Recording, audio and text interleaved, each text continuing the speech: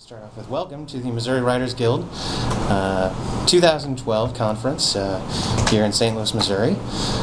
We are sitting down with Rhonda Penders, Editor-in-Chief of Wild Roses Press. So we're excited to have her, and I'm going to ask a few questions of her. Okay. Excellent.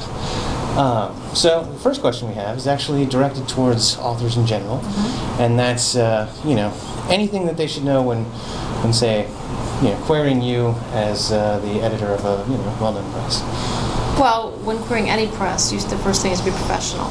Remember that you're coming through an email. We can't see you. We don't know that you're in a business suit. Your email has to look professional. You have to look like you know what you're doing. No mistakes in the grammar, no mistakes in your spelling, no casual tone. You want to be very professional, very upfront. Dear Mr. or Mrs. if you know the name, or dear editor if you don't know the name. And just be very careful on how you word your query. And do you guys post your submission guidelines on your website? Yes. Excellent. Most publishers do. Most publishers have their guidelines there. And you really should follow those. That's another sign of professionalism. Yeah, I highly agree. Highly recommend that as well.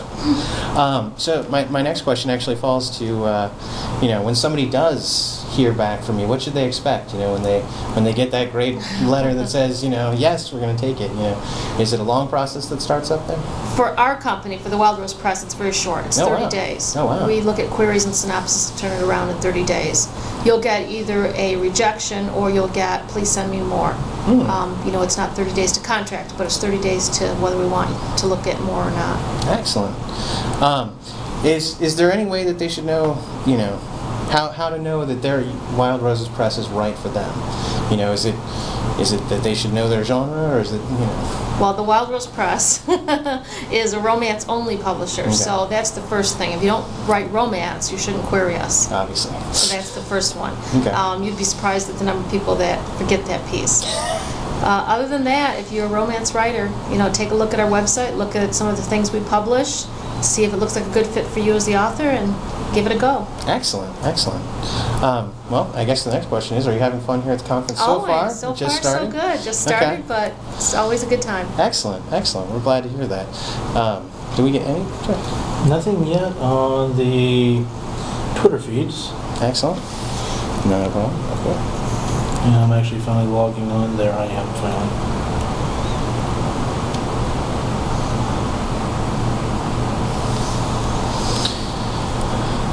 With all the changes to the publishing industry, and obviously you guys are a part of this if you do e-publishing and all this other kind of stuff, where do you see as the biggest opportunity for authors right now? Well, of course, the EPUB. I mean, we do books, we do EPUB and print. Anything over 65,000 words or more goes to print, but our biggest sellers right now, of course, are ebooks. And if you look at the numbers at Amazon now, ebooks are outselling print books. So more and more people are downloading them, and for us, it's the short stories. People want the short stories that they can read on their phone or on their Kindle, on lunch break. In the commutes, they want those short reads. Excellent. So there's a whole new market now for short reads. Definitely. Whereas in the past, there might not have been. That is exciting. That's very exciting.